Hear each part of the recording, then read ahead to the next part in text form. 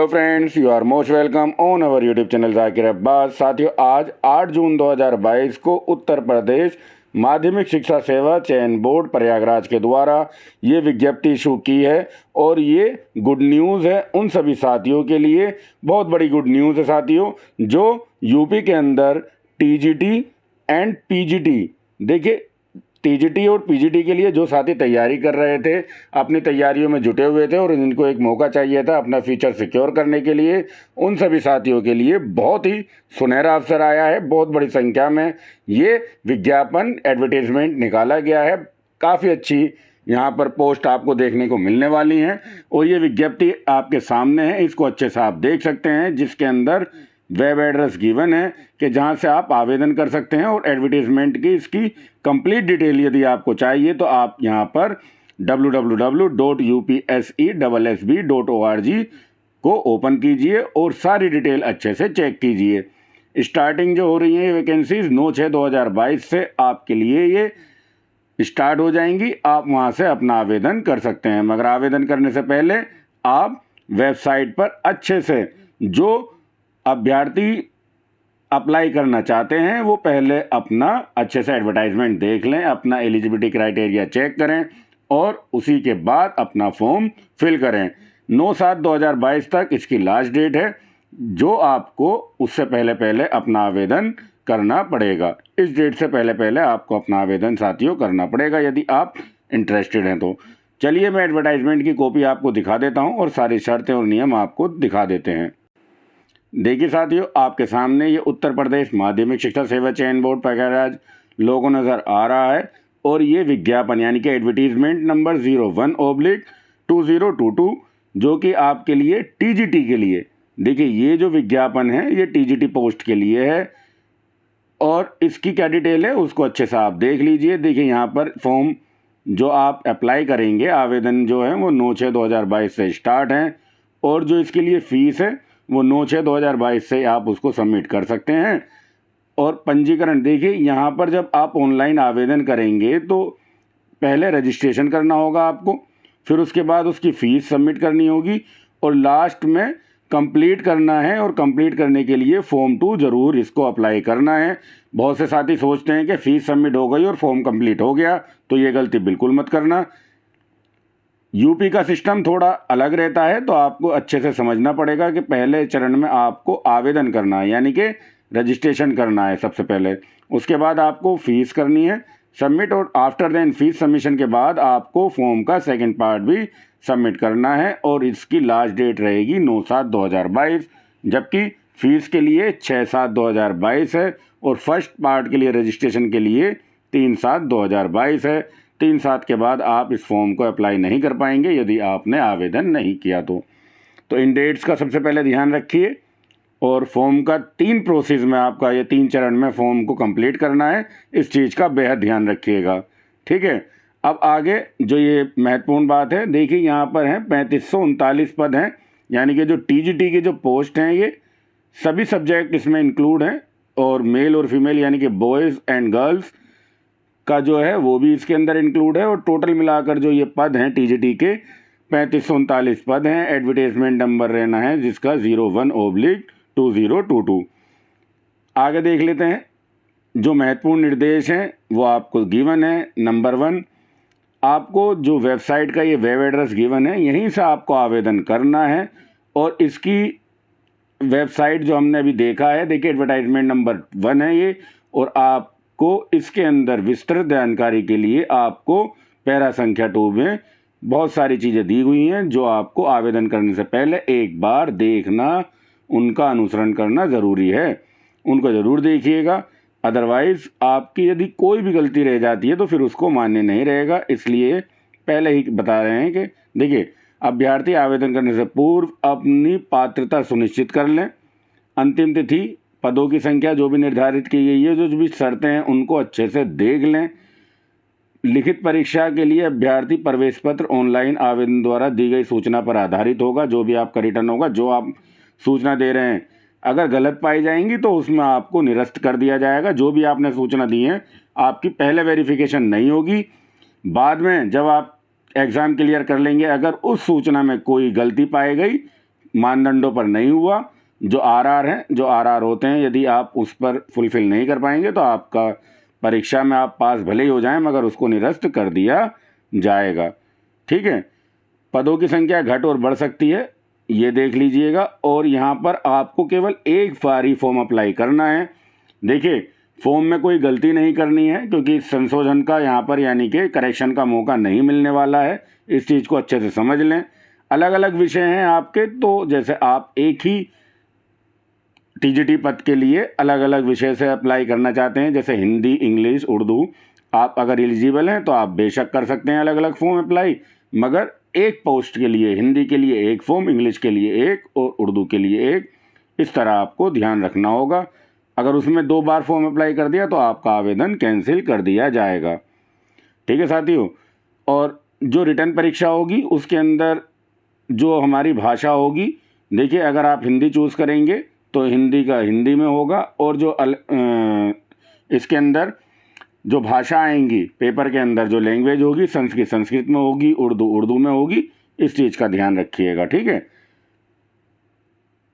यहाँ पर एक जो सबसे ज़्यादा ज़रूरी बात इन्होंने कही है, देखिए यदि आप कोई भी आरक्षण लेना चाहते हैं किसी भी कैटेगरी से, आप रिज़र्व कैटेगरी से, चाहे वो SC हो, ST हो, OBC हो, AWS हो, कोई भी कैटेगरी है, ठीक है ना, आप तभी एलिजिबल हैं तब आप उत्तर प्रदेश के निवासी हैं, अन्यथा आपको जनरल कैंडिडेट में ही UR अनरिजर्व कैटेगरी में ही आवेदन करने का मौका मिलेगा। आपको किसी भी रिजर्व कैटेगरी के लिए उत्तर प्रदेश का निवासी होना अनिवार्य है, चाहे EWS क्यों ना हो वो। ठीक है, आगे चल लेते हैं। अभ्यर्थी प्रत्येक प्रकार से पूर्ण आवेदन तथा सापेक्ष शुल्क जमा करने के पश्चात ही आवेदन सबमिट करें।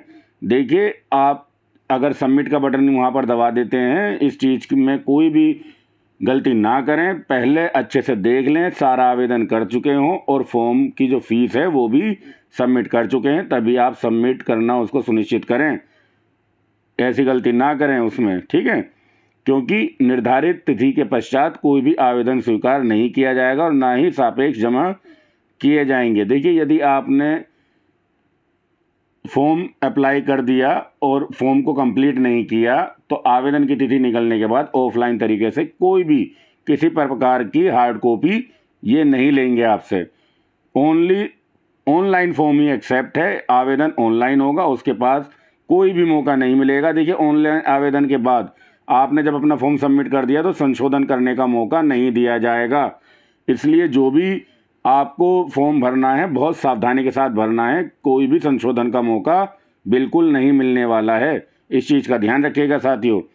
लिखित परीक्षा के लिए जो परीक्षा केंद्र होगा वहाँ पर ब्लूटूथ और कैलकुलेटर, मोबाइल, जो भी चीज़ें हैं वो वहाँ पर वर्जित हैं, ये तो एक जनरल बात है। और फॉर्म भरते समय यदि कोई आपसे गलती हो गई है तो ये फ़ोन नंबर गिवन है, सुबह 10 बजे से 5 बजे तक आप वहाँ पर अपनी फ़ीस से संबंधित या अप्लाई करने में कोई भी त्रुटि हो गई है तो इस चीज़ को बड़े ही अच्छे से देखें, इस पर ही संपर्क करें, यहीं से आपका सॉल्यूशन निकाला जाएगा। ऑनलाइन आवेदन करने संबंधी जो संक्षिप्त अनुदेश हैं उनको एक बार देख सकते हैं कि क्या क्या चीज़ें आपको करनी है और क्या नहीं करनी है। ठीक है, सभी निर्देशों को भली भांति अध्ययन कर लें, तत्पश्चात आवेदन करें। तभी आवेदन करें जब आपने सारे नियम अच्छे से पढ़ लिए हों। ठीक है, और ये सारे नियम जो भी न्यूनतम एलिजिबिलिटी है, महत्वपूर्ण सूचनाएं हैं, चयन बोर्ड की वेबसाइट पर उपलब्ध हैं। ठीक है, जो भी आपको अभी UPSC ESSB अभी आपको दिखाया था उसकी वेबसाइट पर आप जाएं और वहाँ से जो भी आपको नियम देखने हैं पहले एक बार उनको अच्छे से देख लें, क्योंकि वहाँ का एलिजिबिलिटी क्राइटेरिया ही फुलफ़िल होगा। अगर आप वहाँ उसको देखकर फॉर्म भरते हैं तभी आप एलिजिबल माने जाएंगे। ठीक है साथियों, देखिए आवेदन कैसे होगा 2022 की परीक्षा के लिए इन्होंने ये नोटिफिकेशन और ये बताया है कि पहले कैंडिडेट को रजिस्ट्रेशन करना है, फिर फीस की पेमेंट करनी है, फिर थर्ड पार्ट जो है सेकंड पार्ट फॉर्म का उसको अप्लाई करना है थर्ड प्रोसीजर में। ठीक है, और प्रथम चरण में क्या क्या होगा, प्रथम चरण में जो कैंडिडेट को रजिस्ट्रेशन करना है उसके अंदर आपको जो भी दिशा निर्देश क्लिक करना है। देखिए, सबसे पहले अप्लाई करने पर आप प्रत्येक संवेग अंतर्गत विज्ञापित विषयों में विज्ञापित पदों की संख्या, पे स्केल सब कुछ आपको दिखाई देगा जब आप रजिस्ट्रेशन के लिए ओपन करेंगे। सारी महत्वपूर्ण निर्देश जो भी हैं वो सब कुछ आपको वहाँ पर भली भांति दिखाई देंगे। उनका अध्ययन करना और फिर आगे घोषणा कि भाई हाँ मैं एक्सेप्ट करता हूँ, तब आगे बढ़ेंगे आप। कैंडिडेट ने इसका मतलब होगा कि सारे नियम और शर्त पढ़ ली हैं, तब कैंडिडेट रजिस्ट्रेशन कर सकते हैं अपना। और उसके अंदर आपको जो आपकी बेसिक जर्नल चीज़ें हैं वो सभी, जैसे जेंडर, आपकी मतलब मैरिड है नहीं है आप, नागरिकता कहाँ की है, राज्य के किसके निवासी हैं, ये जन्म तिथि, आपका नाम, पिता का नाम, ये सारी चीज़ें आपको फुलफ़िल करनी है।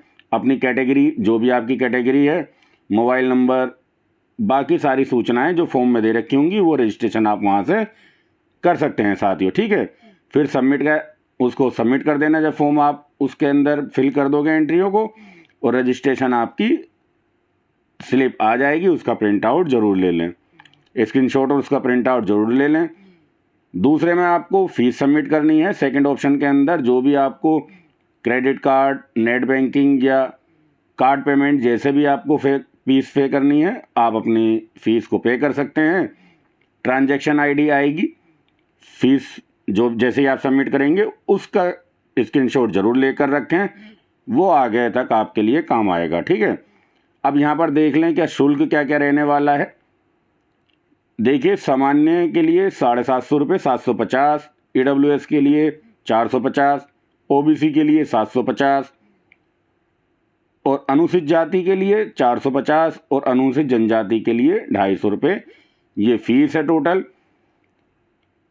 और नीचे भी कुछ कैटेगरीज हैं, उनकी फ़ीस उनके सामने दे रखी है। यहाँ पर केवल अगर आप PWD हैं तो आपको आधी फीस देनी है, वरना पूरी सभी कैटेगरी के लिए फ़ीस का स्ट्रक्चर वही सेम है।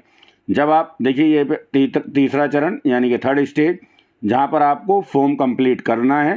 फ़ीस पेमेंट करने के बाद आपको और भी डिटेल अपनी, ठीक है, पत्र व्यवहार, अपना परमानेंट एड्रेस, ये सारी चीज़ें आपको साथियों सबमिट करानी है। और उसके अंदर अभी आपका फ़ोटो, देखिए फ़ोटो आपका कैसा होना चाहिए, जो फ़ोटो अपलोड करोगे उसका यहाँ पर पूरा प्रॉपर जो स्ट्रक्चर है, जो फ़ोटो चाहिए जिस क्वालिटी के अंदर, वो सब कुछ गिवन है। कितना लंबा, कितना चौड़ा और क्या आकार होना चाहिए, हर चीज़ गिवन है, उस चीज़ का ज़रूर ध्यान रखिएगा। 70% आपका चेहरा नज़र आना चाहिए फ़ोटो के अंदर, फ़ोटो दूर से ना खिंचा हो, चेहरे की छवि अच्छे से आई हो, चश्मा पहन रखा हो तो वो रंगीन ना हो, दोनों कान नज़र आने चाहिए, आंखें खुली होनी चाहिए, मुंह बंद हो, फ़ोटो की पृष्ठभूमि सफ़ेद या हल्के ग्रे रंग की हो, जो बैकग्राउंड होता है वो वाइट या ग्रे कलर का हो, ये चलेगा। ठीक है, बाकी सारी जब आप ये सबमिट कर देंगे वहाँ पर आप घोषणा कर देंगे कि हाँ मैंने सारी चीज़ें देख ली हैं, एक्सेप्ट करेंगे उसको कि हाँ भाई सारी चीज़ें मैंने एज़ पर क्राइटेरिया फुलफ़िल की हैं, सर्कुलर पढ़ चुका हूँ, और फिर उसके बाद सबमिट करेंगे। और एक बार यहाँ पर जैसे ही आपने उसको सबमिट कर दिया, फाइनल सिलेक्शन हो गया, अब आपको दूसरा मौका नहीं मिलने वाला है कभी भी कि आप उसको दोबारा से करेक्शन कर लें। सिर्फ आप उसका प्रिंट आउट ले सकते हैं, और प्रिंट आउट ज़रूर लीजिएगा, आगे के लिए वही प्रिंट आउट आपके काम आने वाला है। ठीक है, रिक्त पदों की संख्या क्या रहने वाली है, कितने रिक्त पद हैं, और आपकी मिनिमम एज कितनी होनी चाहिए, 21 साल के आप होने चाहिए कम से कम। जो लास्ट डेट है जो TGT के लिए 3539 पद हैं, उनके लिए एडवर्टीजमेंट नंबर 01/22 जो है, वहाँ पर आपकी 21 साल से आप यदि कम हैं तो आप अप्लाई नहीं कर सकते हैं। ठीक है, जो भी एलिजिबिलिटी रहेगी वो आवेदन की लास्ट डेट जो रहेगी उसको माना जाएगा, अंतिम तिथि को। ठीक है, और आगे जो हैं ये कह रहे हैं शैक्षणिक योग्यता जो रहने वाली हैं, जो एलिजिबिलिटी रहेगी, क्वालिफ़िकेशन जो आपकी रहने वाली हैं, उनको इन्होंने कहा है कि हमने सारणी 2 में दे रखी हैं, उनको आप अच्छे से देख लें। जो नीचे आने वाली है अभी हम उसको भी आपको दिखाएंगे। वेतन जो रहने वाला है वो आप देख लीजिए साथियों, 4600 को पे ग्रेड आपका रहेगा TGT के लिए। अब आरक्षण किसको मिलेगा किसको नहीं मिलेगा, वो सारे शर्त और नियम यहाँ पर दे रखे हैं इन्होंने, एक बार इनको आप अच्छे से पढ़ सकते हैं। जो नियम हैं उन्हीं के अनुसार आपको आरक्षण यानी कि रिजर्वेशन कैटेगरी में अगर आप ये नियम पूरे कर रहे होंगे तो तभी आपको आवेदन उसी में कीजिएगा और तभी आपको वो मिल पाएगा। ठीक है, परीक्षा केंद्र जो है, यदि कोई अभ्यर्थी बोर्ड द्वारा जो भी उनको एडमिट कार्ड होगा, जो भी आपका परीक्षा केंद्र रहेगा, विषय में परीक्षा देता है, तो उसकी उत्तर पुस्तिका का मूल्यांकन नहीं किया जाएगा। देखिए, कोई विद्यार्थी प्रवेश परीक्षा पत्र में अंकित केंद्र से इत्र, अगर आपने जो आपको एग्जामिनेशन सेंटर दिया गया है, जो अलॉट किया गया है एग्जामिनेशन सेंटर, तो भाई आपको उसी पर अपना एग्ज़ाम देना है। यदि आप इधर उधर किसी और एग्ज़ाम सेंटर पर चले गए पेपर देने, तो उसको इवैल्यूएट नहीं किया जाएगा। ठीक है, इस चीज़ का ध्यान रखिएगा। लिखित परीक्षा जो होगी वो 500 नंबर की होगी। देखिए, 500 अंक होंगे और 125 प्रश्न होंगे, जिसके अंदर 4 नंबर का एक प्रश्न होना है। यह आपकी लिखित परीक्षा रहने वाली है और MCQ प्रारूप रहेगा। ठीक है ना, 2 घंटे का समय रहने वाला है, 125 क्वेश्चन मिलेंगे और MCQ जो रहने वाला है मल्टीपल चॉइस क्वेश्चन, उसका आधार जो रहेगा बहुविकल्पीय रहेंगे। आपको बहुत बड़ा समय है, 125 क्वेश्चन के लिए 2 घंटे अच्छा खासा समय है, कोई उसमें परेशानी की बात नहीं है। और इसके अंदर एक जो चयनित मेरिट रहनी है लिखित परीक्षा के आधार पर, देखिए जब आपने रिटर्न एग्ज़ाम दिया है, उसके बाद सेवा चयन बोर्ड नियमावली 1998 के नियम के अनुसार विज्ञापित रिक्त पदों के लिए एक 25%, देखिए एक वेटिंग लिस्ट का भी यहाँ पर निकाले जाएगी। वेटिंग लिस्ट का इन्होंने प्रावधान रख रखा है, लेकिन वो 25% होगा टोटल सीट्स का। ठीक है, कभी ज़रूरत पड़ती है, अगर फाइनल जो कैंडिडेट सेलेक्ट होते हैं वो फुलफ़िल नहीं कर पाते हैं क्राइटेरिया, तो उस 25% में से या आगे के नियमों को देख लेंगे। ठीक है, अभ्यर्थी के सामान्य निर्देश, देखिए कोई भी अभ्यर्थी, अगर ये चीज़ों को अच्छे से ज़रूर देखिएगा, स्नातक परीक्षा नियुक्ति के ऐसे पुरुष अभ्यर्थी पात्र नहीं होंगे। देखिए, यदि आपने 2 शादियां कर रखी हैं, मेल हो या फीमेल, अगर 2 शादियां कर रखी हैं, आपके 2 हस्बैंड हैं, या आपने पहले से किसी शादीशुदा से शादी कर ली है, तो आप यहाँ पर एलिजिबल नहीं माने जाएंगे। ठीक है, तो आपका कैंडिडेचर कैंसिल कर दिया जाएगा। और मेडिकल में फिट नहीं है तो भी आपका कैंडिडेचर कैंसिल कर दिया जाएगा। किसी अभ्यर्थी अंतिम रूप से चुने गए बोर्ड द्वारा या अपेक्षित की जाएंगी वे सरकारी अस्पताल या प्राथमिक शिक्षा केंद्र में, देखिए आपको मेडिकल जो होगा उसी के बाद ही आपको यहाँ पर नियुक्ति मिलने वाली है। कोई पुरुष अभ्यर्थी बालक, यहाँ पर एक चीज़ ध्यान रखिएगा, देखिए बालिका की सीट्स जो हैं यहाँ पर, उन पर मेल कैंडिडेट को अनुमति नहीं है, लेकिन जो फीमेल कैंडिडेट हैं वो मेल और फीमेल, बालक बालिका दोनों में अप्लाई कर सकते हैं। ठीक है, प्रत्येक विषय में वर्ग के लिए मात्र एक ही आवेदन, ये आपको पहले ही बता दिया था कि एक विषय में एक ही आवेदन करेंगे, अलग अलग विषय हैं तो अलग अलग आवेदन कर सकते हैं। अभ्यर्थी द्वारा किसी श्रेणी विशेष आवेदन करने के उपरांत, देखिए आपका अगर एक आपने कोई भी श्रेणी दे दी है और उसमें चयन हो गया, तो भाई वही आपकी कैटेगरी रहेगी, उसके बाद आपको चेंज करने का कोई अवसर प्रदान नहीं किया जाएगा। गलत सूचना दोगे तो आपका कैंडिडेचर कैंसिल तो कर दिया जाएगा, मगर चेंज नहीं किया जाएगा। जो आपने कैटेगरी फिल कर दी वही आपकी कैटेगरी रहने वाली है। अभ्यर्थी को पात्र के संबंध में चयन बोर्ड कोई परामर्श नहीं देता है। पात्र के संबंध में जो एलिजिबिलिटी क्राइटेरिया है वो आपको ऑनलाइन आवेदन करने से पूर्व ही देखना होगा। कोई भी दिशा निर्देश होने पर, देखिए अगर आप गलत हैं तो आपको जो शुल्क आपने दिया है, फीस आपकी लौटाई नहीं जाएगी। शिक्षक एवं प्रवक्ता पद की रिक्तियां अलग अलग तिथियों में संपन्न होंगी तथा पात्र परीक्षा दोनों अलग अलग हेतु आवेदन कर सकते हैं। ये डरने की कोई ज़रूरत नहीं है कि एक ही दिन सारे एग्ज़ाम होंगे, अलग अलग टाइम पर एग्ज़ाम कंडक्ट कराए जाएंगे। यदि आपके सब्जेक्ट अलग अलग हैं तो आप 2 या 2 से ज़्यादा फॉर्म अप्लाई कर सकते हो। आपको विषय जो लेना है, विषय उसी भाषा में होगा, जैसे हिंदी, संस्कृत, अंग्रेजी, उर्दू तथा बांग्ला इत्यादि में आपको विषय के प्रश्नों में भाषा में होंगे। ठीक है ना, आप अपनी भाषा को उनमें चुन सकते हैं। कोई भी अगर विवाद रहता है तो सर्वप्रथम चयन बोर्ड को प्रोत्साहन देना होगा। जो चयन बोर्ड है उसको ही प्रोत्साहन देंगे यदि कोई विवाद रहता है तो। आगे हैं अभ्यर्थियों के लिए महत्वपूर्ण दिशा निर्देश। ऐसे अभ्यर्थी जो आवेदन अंतिम तिथि तक वांछित अनिवार्य नहीं रखते हैं, देखिए यदि आप एलिजिबिलिटी आपकी नहीं है तो आपको इसमें एलिजिबल माना ही जाएगा, चाहे आप कितना भी इसके अंदर नंबर ले आएँ। किसी भी अभ्यर्थी को अपने आवेदन में आपने कोई गलत सूचना दे दी तो भी आपको चयन होने के बाद भी आपको निरस्त कर दिया जाएगा।